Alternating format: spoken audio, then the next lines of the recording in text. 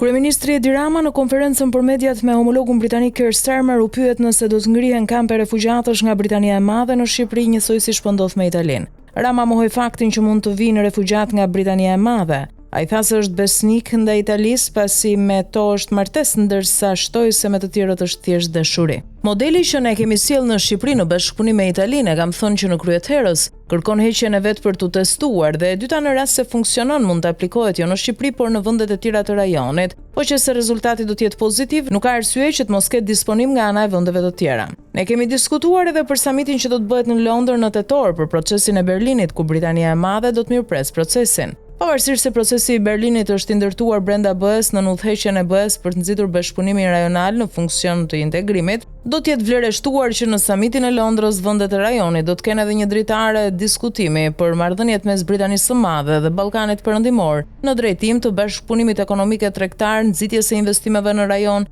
dhe shtrirjes së kësaj bërthame shqiptaro-britanike në luftën kundër emigracionit të paligjshëm dhe rrjeteve kriminale në të gjithë rajonin, për të pasur një rrjet rajonal të sinkronizuar me strukturat e zbatimit të ligjit në Britaninë e Madhe, dhe për të siguruar që e gjithë kjo hapësirë është një hapësirë ku veprimtaria e rrjeteve kriminale që nxisin trafikun e paligjshëm të qenieve njerëzore është absolutisht nën kontroll. Me Italinë kjo ishte një marrëveshje vetëm për shkak të marrëdhënies tonë veçantë, por edhe fal situatës gjeografike që është mjaft kuptim plot. Për të qenë shumë i sinqert me ju, na kanë kërkuar një sër vendesh dhe u kemi thënë jo sepse jemi besnik të martesës me Italinë. Pjesa tjetër është thjesht dashuri, thotë Rama.